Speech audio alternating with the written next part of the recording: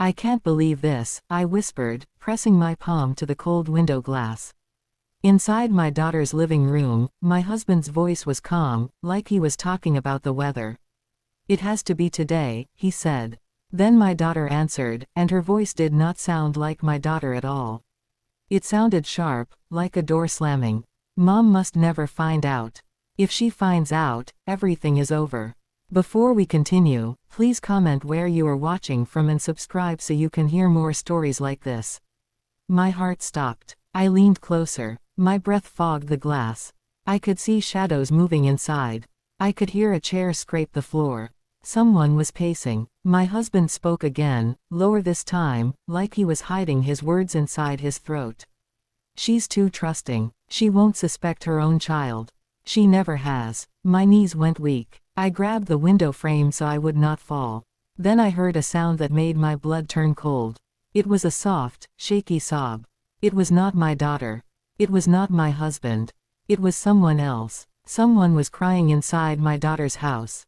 And then my daughter said something that shattered my world like a plate hitting the ground. She's not leaving this house alive. My ears rang. My mouth opened, but no sound came out. Not leaving this house alive. Who was she talking about? Me, or someone else? Before I could think, before I could move, I heard footsteps coming toward the front door. Fast, like someone had made a sudden decision. I backed away from the window so quickly my heel hit a flower pot. It wobbled, then tipped. I reached out to catch it, but it fell and hit the ground with a loud crack. Silence slammed down inside the house. Then the front door lock clicked. And the door began to open. I held my breath, frozen in the yard, as the door swung wider and a shadow filled the doorway. That was the moment I knew my quiet visit had turned into something dangerous. Now let me tell you how I got to that window in the first place. I am called Margaret. I am a grandmother. I have silver hair and hands that show my age. People think that because I am old, I am slow, and I do not notice things. But I notice more than most. I have been married to my husband, Frank, for 40 years.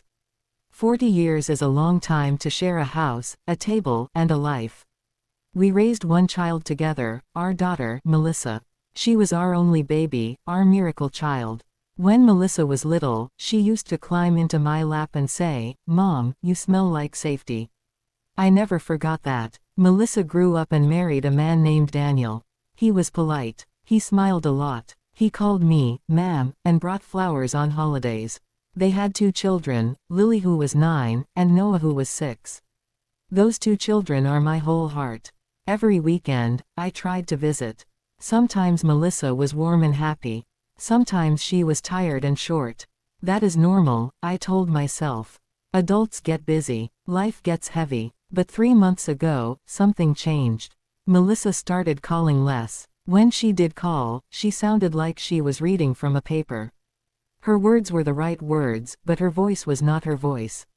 "Hi Mom. We're fine. Busy. The kids are fine. I'll call you back." Then she would hang up quickly, like someone was standing beside her and watching.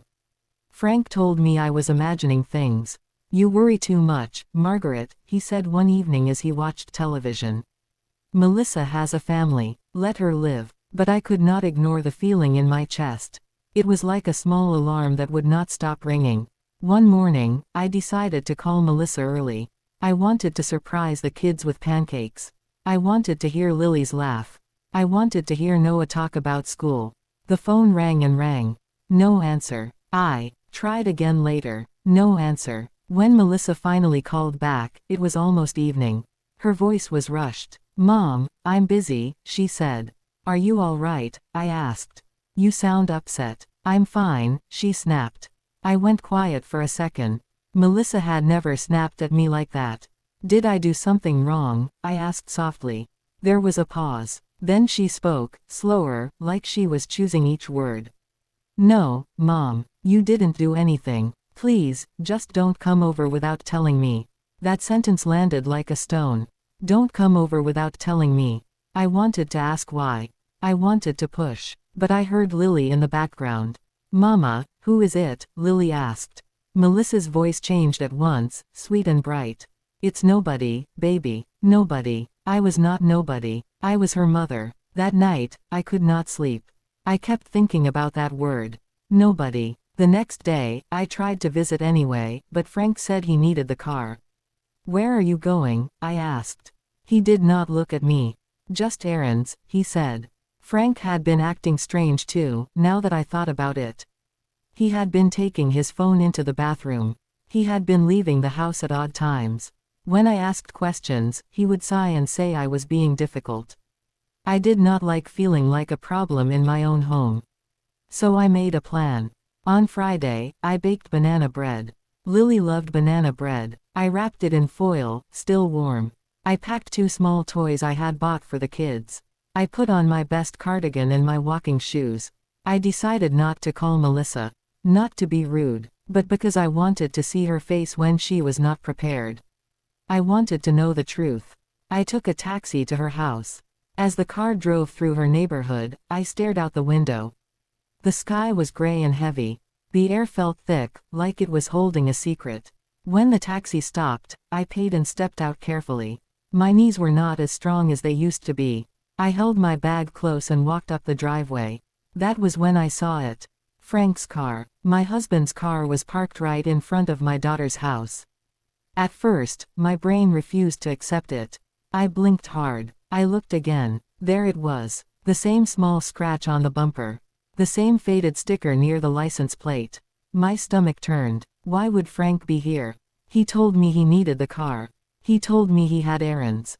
So why was his car sitting at my daughter's house like it belonged there? My first thought was simple. Maybe there was an emergency. Maybe Melissa needed help. Maybe Frank had rushed over. I felt relief for half a second. Then fear pushed it away. If it was an emergency, why did no one call me? I walked toward the front door, but something stopped me. It was the quiet. Usually, when I came, I heard noise. The kids would shout. A cartoon would be playing. A dog would bark in the next yard. Something. But today, everything was too still. Even the birds were quiet. I raised my hand to knock, then lowered it again. I do not know why I did it. Maybe it was the way my heart was beating too fast. Maybe it was the way my skin felt prickly, like a warning. Instead of knocking, I stepped to the side of the porch and walked along the wall until I reached the living room window. I moved slowly, like I was trying not to wake the house. I leaned in, and that is where the story began. That is where I heard Frank's voice say, "It has to be today." That is where I heard my daughter say, "Mom must never find out." That is where I heard someone crying. And that is where I heard the words that broke me. "She's not leaving this house alive." I backed away in shock. My foot hit the flower pot. It crashed. Silence. Then the lock clicked, and the door began to open. The shadow filled the doorway, and I realized I might have walked into something I could not escape. Who was coming out first? My husband, my daughter, or the person who had been crying? And why did they sound like they were planning something they could never take back? The door opened wider. For one terrifying second, I expected to see Frank's face and the cold, calm look of a man who had decided I did not matter anymore. But it was not Frank. It was my grandson, Noah. He stood in the doorway in his socks, his small hands gripping the edge of the door like he was holding onto a cliff. His eyes were wide. His lips were pale. When he saw me, his face changed fast. First relief, then fear, then something else that made my heart ache. He whispered, "Grandma." I stepped forward, almost falling into him. "Noah, baby, what is going on in there?" He shook his head hard, like he could shake the truth out of the air. "Don't come in," he whispered. "Please don't." My throat tightened. "Where is your sister?" He swallowed. "Upstairs. In her room. Mama said she must stay quiet." "Mama," I repeated, and the word sounded strange in my mouth now. Noah's eyes flicked behind him into the hallway. He leaned closer to me, his voice trembling. "Grandma, they are talking about you." My skin went cold. Before I could ask another question, a sharp voice snapped from inside. "Noah, who is at the door?" "Melissa." My daughter's voice was sweet, but it was too sweet, like syrup covering something bitter. Noah's hand squeezed mine. He looked at me like he was begging me to run. I should have listened. Instead, I lifted my chin, because I am a grandmother, and fear does not get to own me without a fight. It's me, I called, trying to sound normal. Margaret. There was a pause. A long pause where the house seemed to hold its breath. Then Melissa appeared in the hallway. She smiled when she saw me, but it was not a real smile. It did not reach her eyes. Her eyes looked tired and hard, like someone who had not slept for days. "Mom," she said, "you didn't call. I was in the neighborhood." I lied, because the truth was too sharp. "I brought banana bread for the kids." Melissa stepped closer. Behind her, I could see the living room. Frank was there. My husband was sitting on my daughter's couch like he owned it. One arm rested on the back cushion. He was not smiling. He was watching me the way people watch a problem they want to solve. I felt my chest squeeze. "Frank," I said. He stood slowly. "Margaret." His voice was flat. No warmth. No surprise. This was not an emergency visit. This was planned. Melissa reached for my arm. "Come in, Mom. You're standing outside." No's fingers tightened around my hand again. He shook his head, tiny and fast. "Don't." I looked at my daughter's hand on my arm and noticed something small. Her nails were bitten down. Her fingers were shaking. She was nervous too. That confused me, just for a moment. If she was part of some plan, why was she scared? Then I heard a low sound from deeper inside the house. A muffled sob. It came again, then stopped quickly, like someone had been covered with a hand. Melissa's face tightened for a split second. She tried to hide it, but I saw it. I stepped back. "Who is crying?" Melissa blinked. "Crying." I raised my voice. I heard someone crying. Frank took a step forward. "Margaret, you're hearing things." "No," I said. My voice shook, but I did not stop. "I heard it. Someone is in this house crying." "Who is it?" Melissa's smile broke. For a moment, her face looked like a mask slipping off. "Mom," she said, low and warning. "Please, just come in and sit down." My heart hammered. Why is your house so quiet? Where is Daniel? Melissa's eyes darted toward Frank. Frank answered for her. "Daniel is not here." "Where is he?" Frank's jaw tightened. "Not here." I stared at him. "You were in my daughter's house without telling me. You lied about taking the car. You were sitting on her couch like this is normal. And there is someone crying. Do not tell me I am hearing things." Frank's face hardened. "You always do this. You always push and push until you ruin everything." The words hit me. Ruin everything. That sounded like guilt. Noah tugged my hand, his small voice whispering in my ear. "Grandma, please. Mama said she will be mad if you talk." I knelt a little so I was closer to him. "Noah, where is your father?" Noah's eyes filled with tears. He shook his head. "I don't know. Mama said Daddy went away." "Went away where?" Noah's voice cracked. "I don't know." A loud thump came from upstairs. Like something heavy had hit the floor. Melissa froze. Her face went white. Frank's head turned toward the stairs. Noah flinched. My whole body tightened. "What was that?" I demanded.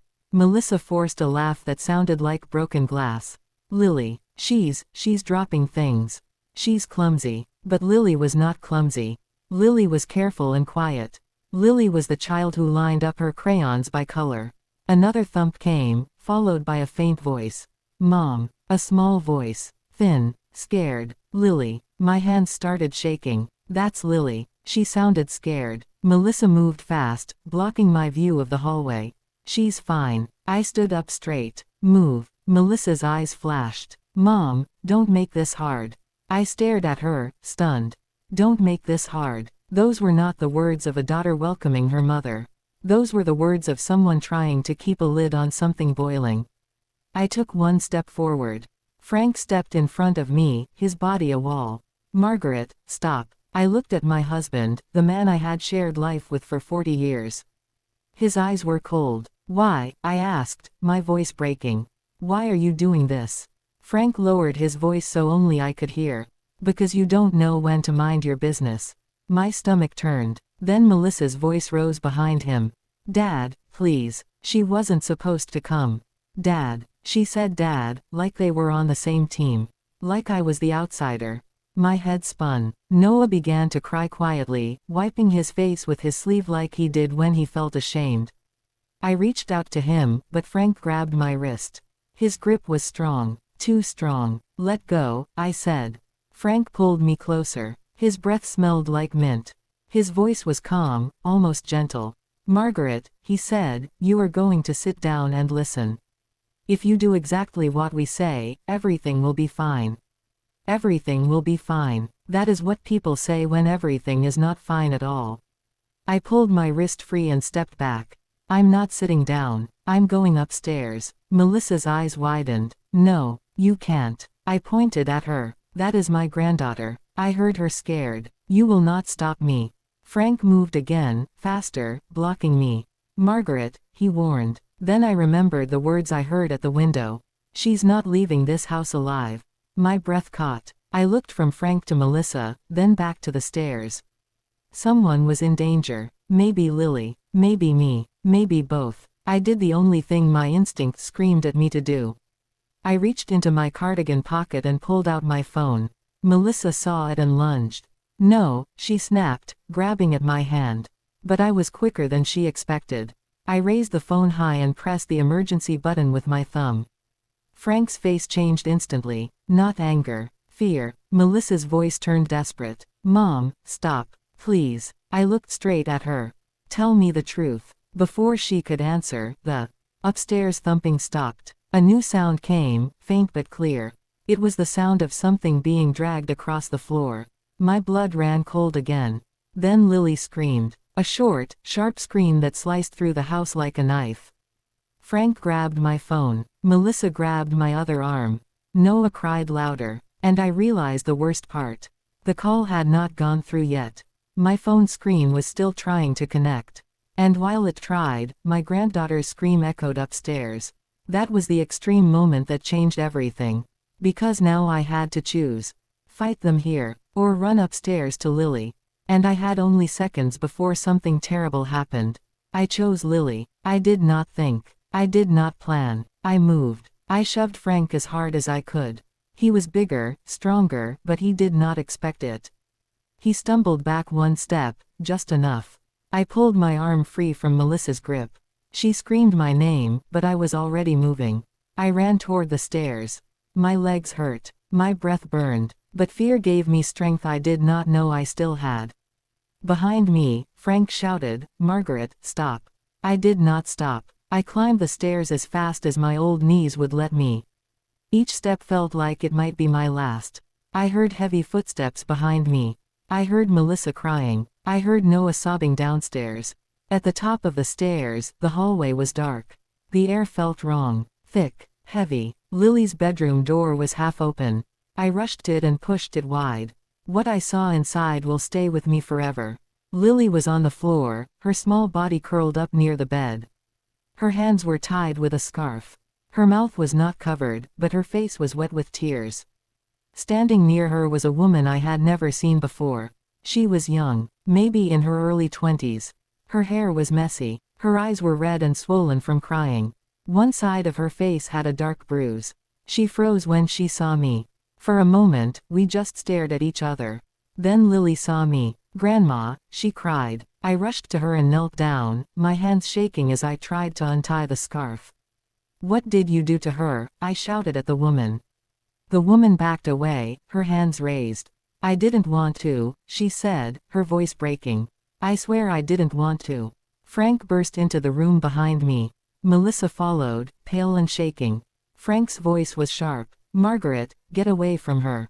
I turned on him, rage flooding my chest. "You tied up my granddaughter." Frank looked at the woman, then back at me. "She did." The woman shook her head violently. "You told me to. You said I had to keep her quiet." Melissa covered her mouth with her hands.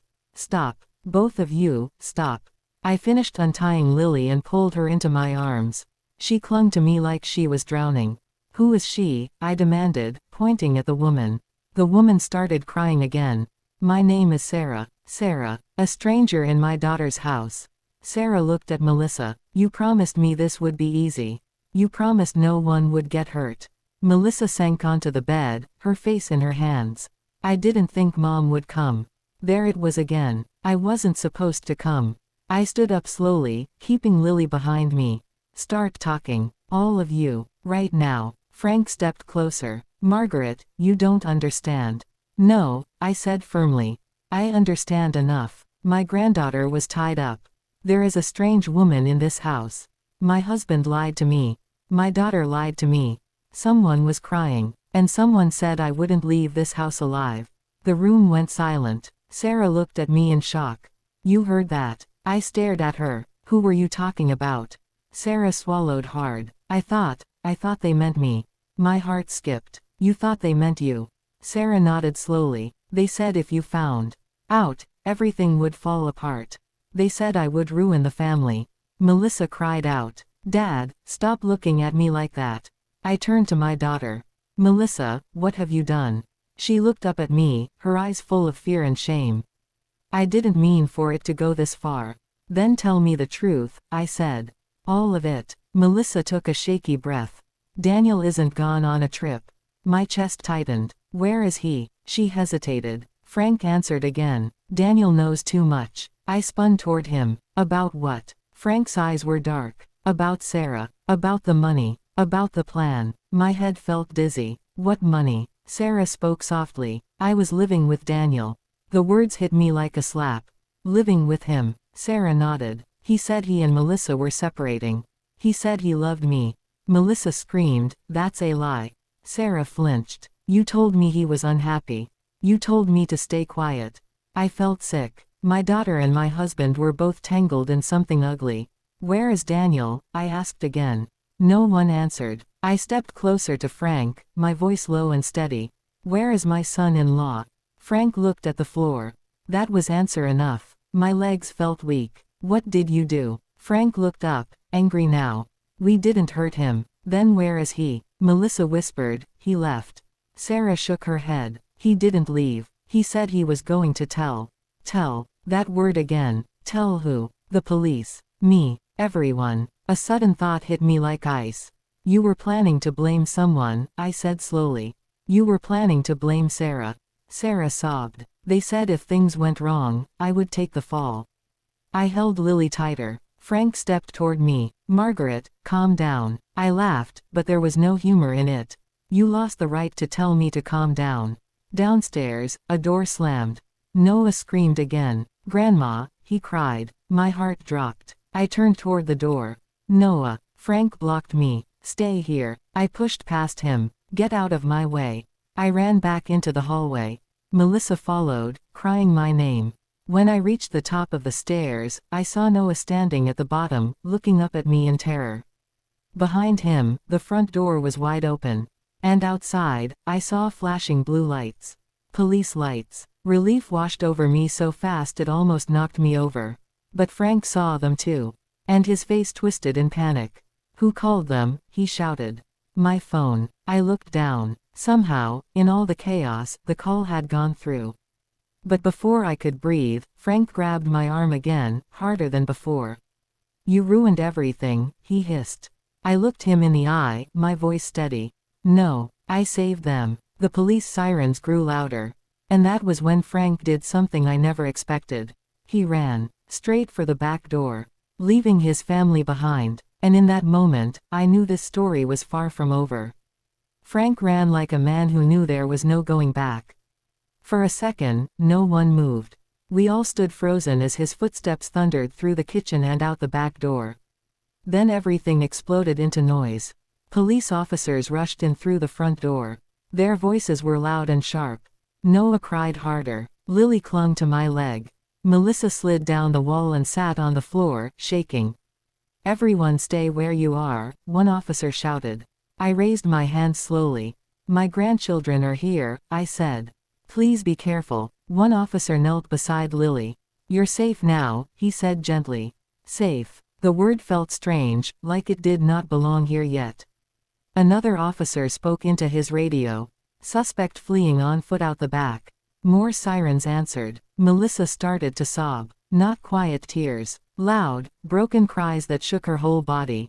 I didn't want this, she kept saying. I didn't want this. I looked at her, really looked at her, and saw my little girl again.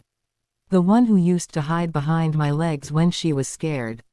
But being scared does not excuse hurting others.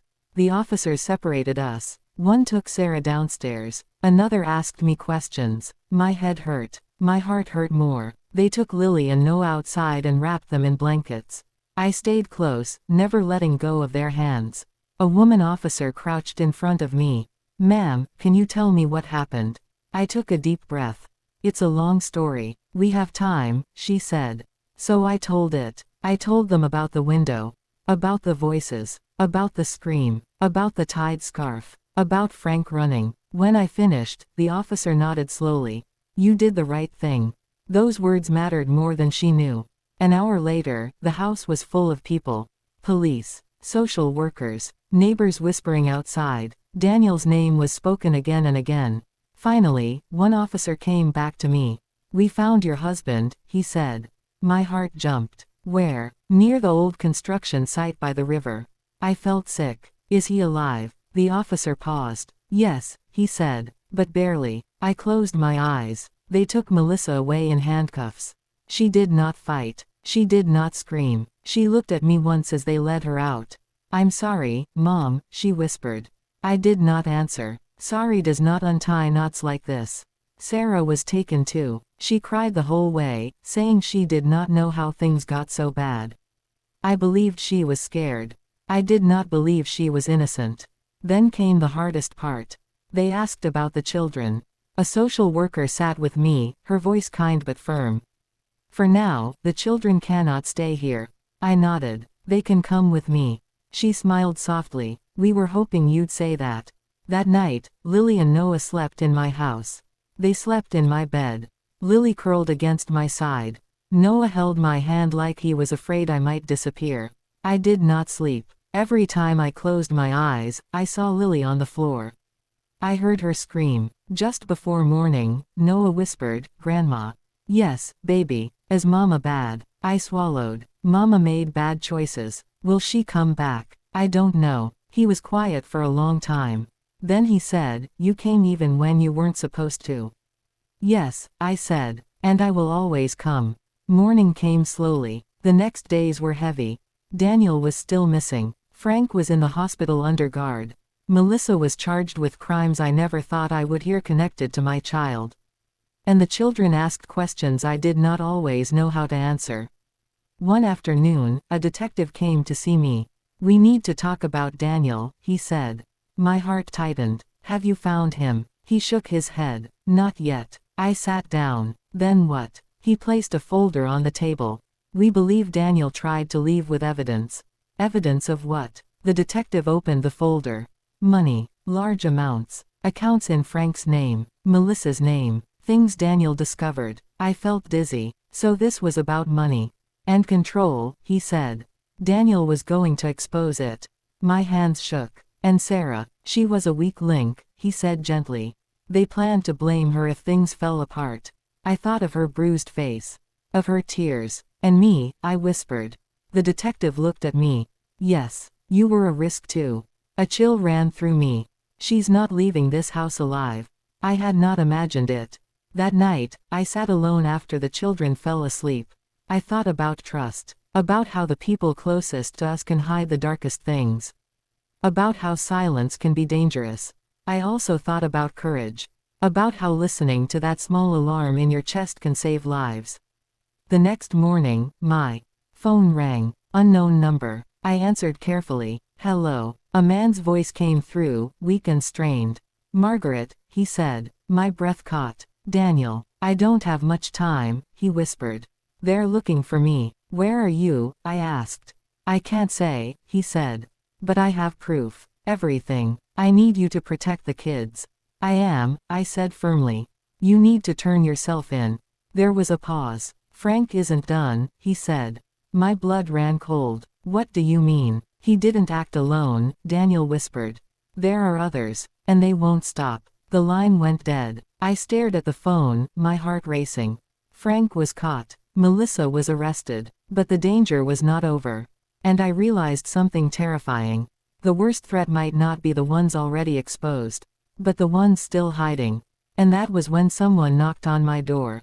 Hard. Urgent. I looked through the window. 2 men stood outside. I did not recognize them. One of them smiled. And my phone buzzed with a message from an unknown number. It said only this: "Do not open the door." My heart pounded as I stood frozen behind the door. The knocking came again, harder this time. "Ma'am," one of the men called, his voice calm. "We just want to talk." I did not move. Lily stirred behind me on the couch. Noah lifted his head, his eyes full of fear.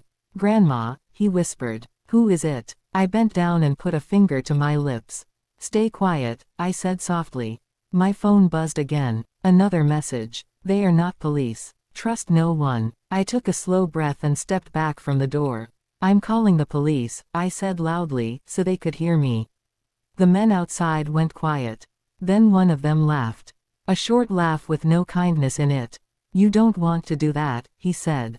"This can be easy, or it can be hard." That was all I needed to hear. I pressed the emergency button again and spoke clearly.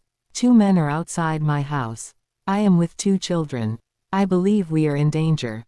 The knocking stopped. I heard quick footsteps. I peeked through the curtain.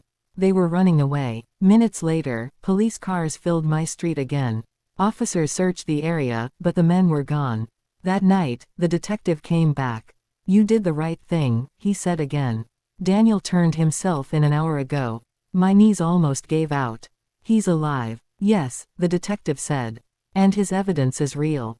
Everything Frank and Melissa did is coming out." I closed my eyes and let the relief wash over me. Weeks passed. Frank went to prison. Melissa faced trial. I visited her once. She cried. I listened. I did not excuse her. Sarah testified. She told the truth. It did not erase her part, but it helped bring the full story to light. Daniel entered a protection program. He made mistakes, but he chose to speak up in the end. And Lily and Noah stayed with me. We built a new routine. Homework at the table, pancakes on Saturdays, night prayers before bed. One evening, Lily looked up at me and said, "Grandma, you saved us." I shook my head gently. "I listened," I said. "That's all. That is the lesson of my story. Listen when something feels wrong. Do not ignore quiet warnings. Do not stay silent just to keep peace. Sometimes love means showing up when you are not invited. Sometimes courage looks like an old woman at a window, refusing to look away. And sometimes, the bravest thing you can do is knock on the truth, even when it scares you. Because silence can be dangerous. But truth, even when it hurts, can save lives."